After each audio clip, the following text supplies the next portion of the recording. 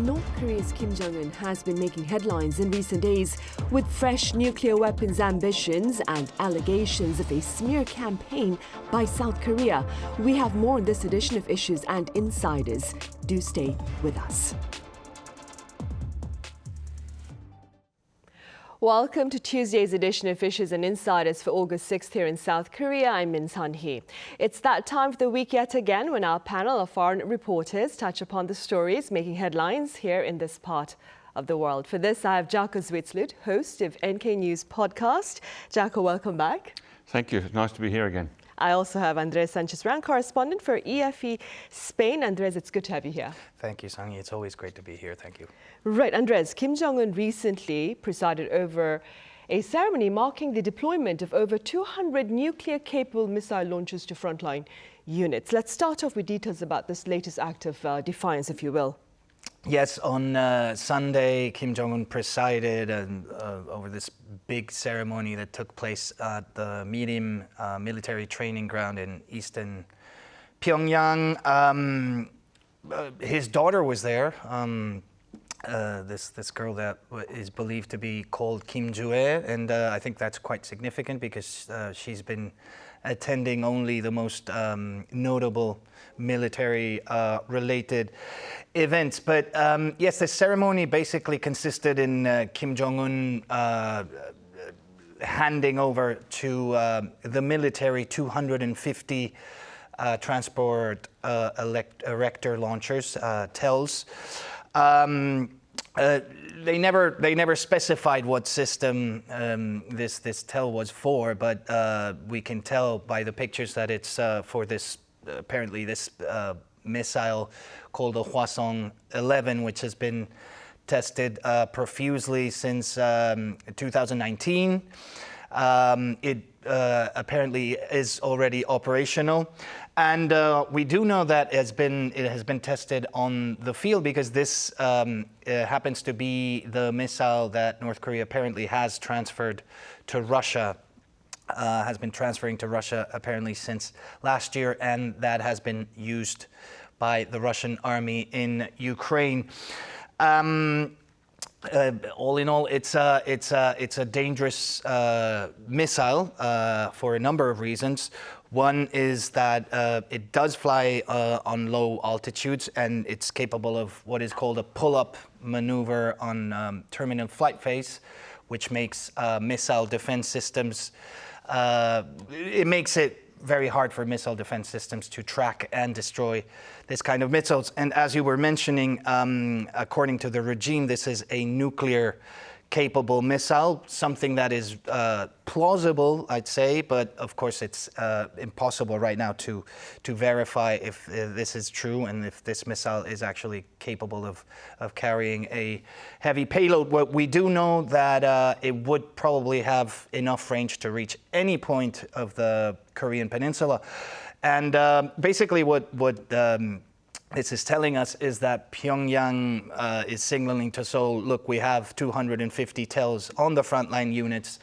250 TELs, each of them has a capability to load and fire at least 4 missiles. That would be 1,000 missiles pointing at the south. So that seems to be in line with the messaging towards Seoul that we've been seeing in the last few years, and especially since the start of this year, with Kim Jong-un insisting on the South being North Korea's biggest enemy. Right, and staying with North Korean leader Kim Jong-un's remarks, he's also accused South Korea of and I quote, a smear campaign with regard to the regime's latest torrential downpour and its related repercussions. Could you tell us a bit more about this particular accusation? Yeah, firstly, a little bit of context. Now, in the rivalry between South and North Korea for many decades, each side took a lot of pleasure in reporting any negative information about the other side, whether that be a natural disaster or any political instability or anything like that. Now, although news services here in South Korea have become relatively less politicized, and let me emphasize, I do mean relatively, I mean, it's not political, but less so. In North Korea, every message is still very much a political one. So almost any reporting in South Korean news about negative circumstances in North Korea will be taken by the North as an insult. Now that said, deaths from floods and poor flood response is a particularly sensitive topic to the leadership of North Korea, because it sends a message that the leadership, and that means ultimately Kim Jong-un, may not be doing a very effective job at protecting the lives of the people. Now, South Korean media has claimed that 1,000 to 1,500 North Koreans may have died in the floods and that more than one helicopter has crashed during emergency response work. Now, I don't know exactly what the source for that is, because TV Chosun quoted an unnamed government official, which may mean it's something leaked to TV Chosun from the National Intelligence Service on the basis of satellite imagery, or it could be on the basis of secret phone calls made with people inside North Korea. But anyway, Kim Jong-un himself is quoted in North Korea's Nordong Shinmun as saying that nobody died in Sinŭiju, a city on the border with China that he was visiting, and that there were no helicopter crashes, and that all pilots are safe. So very, very different accounts there. He also accused South Korea's media of vile slander, those are his words translated, and trying to tarnish the reputation of North Korea, referring to, quote, garbage media and South Korean trash. But my colleagues at NK News, a US-based news outlet, analysed satellite imagery and showed that an entire village has been wiped off the map in another province, Jagangdo, suggesting that the destruction is worse than the North Korean government likes to admit. And that brings us back to the politicised nature of reporting. North Korea still likes to downplay any bad news as much as possible, both for internal and external messaging purposes. Now, South Korea used to regularly do this too, but after democratisation, that's become much harder to do. Right. Meanwhile, Andres, North Korea's state media has, however, quoted Kim Jong-un as claiming that this particular situation is an emergency. And yet, post-pandemic, pundits claim North Korea has been quite reluctant to receive international aid. Why do you suppose is the regime keeping its doors closed? Well, I mean, it should come as no surprise that North Korea would reject South Korean aid at this point. Let's remember that South Korea offered to send humanitarian aid through the Red Cross last week, and it's gotten no response so far. I believe the last time North Korea took aid from the South was a decade ago. You know, the peak era of North Korea receiving aid was during the Kim Dae-jung and the Roh Moo-hyun administrations here in the South, and after that, with the Lee Myung-bak and Park Geun-hye governments, that aid started to diminish little by little until, I believe, last time it did accept any sort of aid. That was around 2014. Now, of course, we were talking about North Korea's approach to the South now, and of course, since the start of the year, Kim Jong-un has hardened his message. He's been talking about the South as the state's main enemy, telling the people, you know, to prepare to not think as our neighboring country as brothers anymore. You know, they're another country, and we should be ready to confront them if necessary. This, of course, is in line with this whole new diplomatic strategy that probably stems from that failure in during the Hanoi summit with the U.S. when Donald Trump decided to walk away.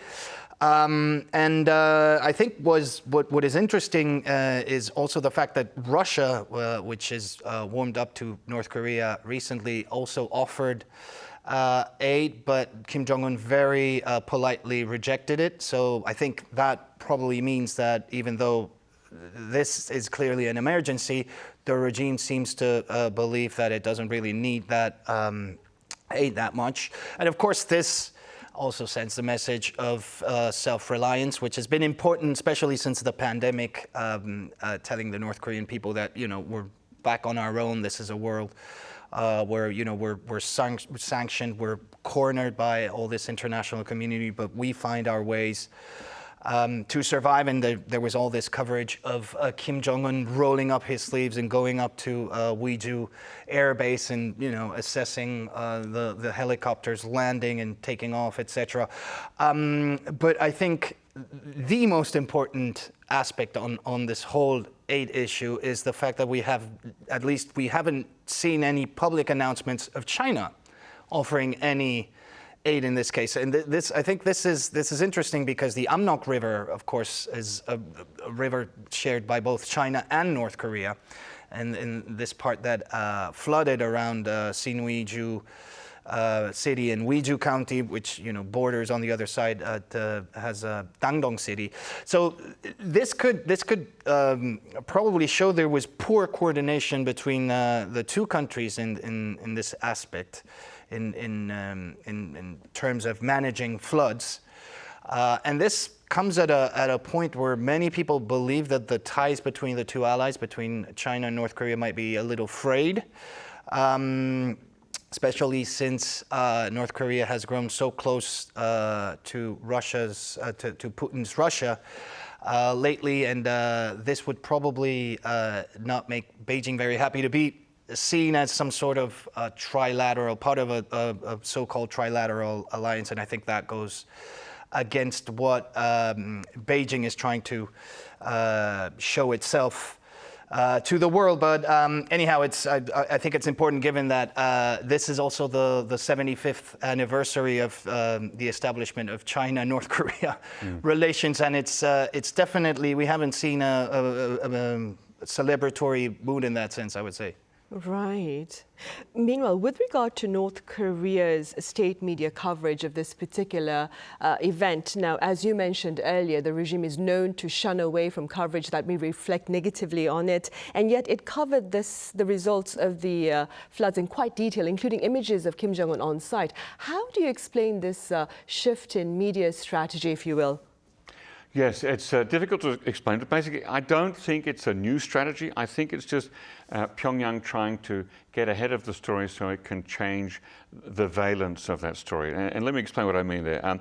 Back in the 1990s, when there was that famine there, North Korea learned that bad news will eventually get out anyway.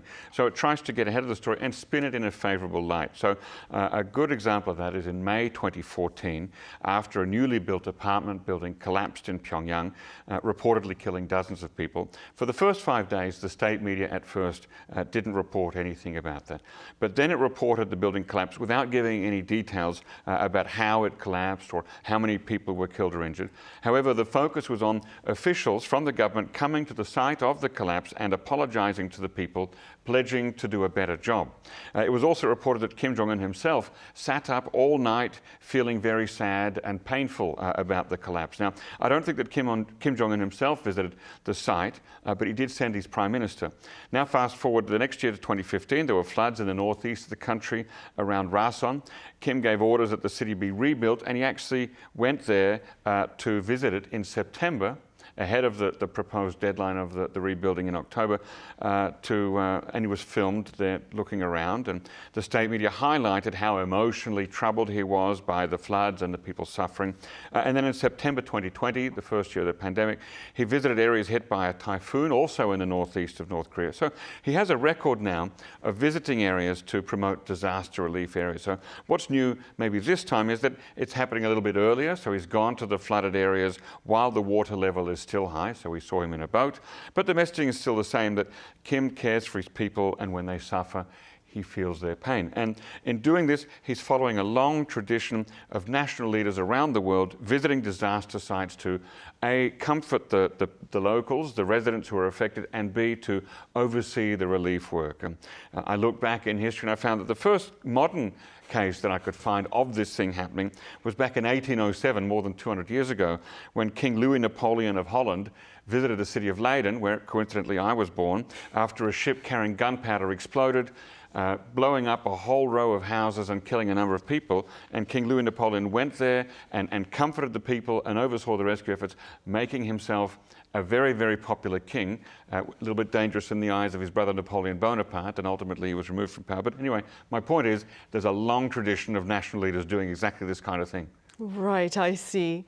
All right, meanwhile, Andres, on a more concerning note, speaking to a Japanese newspaper, Seoul's Defense Minister Shin Won-sik forecast a nuclear test by North Korea to coincide with, that is, the US presidential election early November.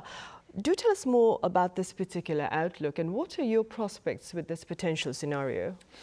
Yes, that was actually a very interesting interview conceded to the Yomiuri Shimbun newspaper of Japan right ahead before Minister Shin's visit to Tokyo for a trilateral summit. But he did actually mention, yes, the possibility of a test being conducted in order to influence the U.S. election in November. I mean, to be honest, I could be totally wrong, but on a personal level, my personal opinion is that I think it very unlikely that North Korea would actually want to conduct a nuclear test around the U.S. Election, because then it would be appearing to be needy, in the sense that, you know, if they do conduct this test, the message would kind of be, you know, we haven't had any luck with the Biden administration, and we'd be very interested in Donald Trump winning, if, you know, as in trying to affect the results of the election with this test. And I think it goes against what we've been seeing in the past few years, especially since that failure of talks in Hanoi. And there was actually an opinion piece in KCNA published by the Korean Central News Agency recently, mentioning how Donald Trump in the Republican convention actually talked about how Kim Jong-un misses him, and, you know, kind of hinting at, you know, I'll probably try, if I win, I'll try to talk to him again, and don't worry, I'll solve the whole issue in Korea. And what this opinion piece said is, like, look, we're kind of tired of having to deal with bipartisan policy in the U.S. They brought up, for example, the fact that the agreed framework agreement that was signed in the 90s by the Clinton administration was then trashed by the Bush administration a decade later. And so they said, you know, we do acknowledge that Trump felt personally comfortable with our leader, Kim Jong-un, but when it comes to state policy matters, you have to leave personal things, set them apart, right? And basically, all in all, what they said is, you know, we don't really care who wins in this election. So I think they're kind of telling us that they're not expecting this mistrust that happened in Hanoi is running deep, and it might take decades to, maybe for us to see North Korea come back to the negotiating table. Then another reason why I think it's actually unlikely that North Korea would conduct a nuclear test right now is because I don't think, well, China has never liked the fact that North Korea conducts nuclear tests. And probably neither would Russia. And I think that would be, as of now, some sort of red line. We've seen Russia and China either being neutral or voting in favor of sanctions relief, or in this case, to not renew the mandate of the panel of experts that was assessing all this sanction implementation. So I think that in that sense, it could lose a little favor from Beijing and Moscow if it goes ahead with another nuclear test. Right then. So hopefully Andres is right that North Korea will not conduct a 7th nuclear test later this year. But should it launch a nuclear test, Jacco, what would the response be from Washington? Do you see a different response depending on who takes over the reins of the White House?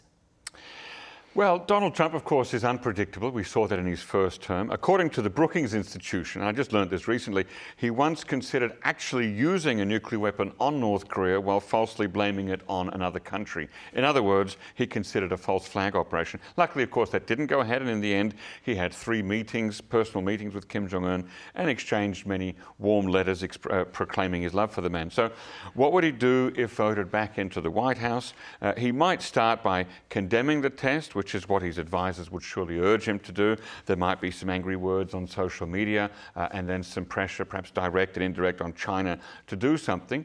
But Donald Trump is equally likely to follow up on that with a letter directly to Kim Jong-un, a letter perhaps inviting him to meet him somewhere for a new summit. So we may not expect an easily predictable or necessarily 100% consistent response. Now, Kamala Harris, if she were elected president, would probably not deviate too much from President Biden or President Obama. In other words, she would strongly condemn it and push for new United Nations Security Council sanctions, as well as perhaps make a phone call to President Xi Jinping of China, asking him for his cooperation in maintaining existing sanctions, as well as pushing for new ones and applying pressure on Pyongyang. But I don't expect to see any offers from a President Kamala Harris on the table for fresh talks, but neither do I envisage any actual military kinetic action. Now, a lot of the possible outcomes on both sides will depend on who the key advisors around the future president will be. In other words, who sits on the National Security Council and who the Secretaries of State and Defense are. So while both candidates will not want to see a seventh nuclear test by North Korea, their response may be fine-tuned somewhat by the advisors that they have. Right. And Andres, I understand this might be a tough question, but do current geopolitical tensions in the world, including the situation in Ukraine and of course the heightened tensions in the Middle East, do these situations look to embolden North Korea to engage in more provocative acts of aggression? I think that's a very good question, and I think it does, in the sense that the fact that these conflicts, draw attention from the U.S. and keep it unfocused on the region is one reason why North Korea might feel a little more comfortable engaging in the so-called provocative acts. And North Korea is probably one of the first countries in the world to embrace this sort of geopolitical view that the world is, moving towards another Cold War, and it being aligned in that sense, and trying to find opportunity in among all these conflicts that keep happening in different points of the world. The other reason why Pyongyang might feel it has a little bit more slack when engaging in this sort of behavior might be the fact that it just signed this strategic alliance treaty with Russia that calls for mutual assistance instead in case of any of the two countries being attacked militarily. So I think it could actually engage in stronger provocations, maybe, given this. Yeah. Right, but hopefully that will not be the case, though. All right, Andres, as always, thank you so much for your time and your thoughts. And Jacco, thank you very much for your insights. Right, well, that ends this edition of Issues and Insiders. Thank you for watching. See you same time tomorrow.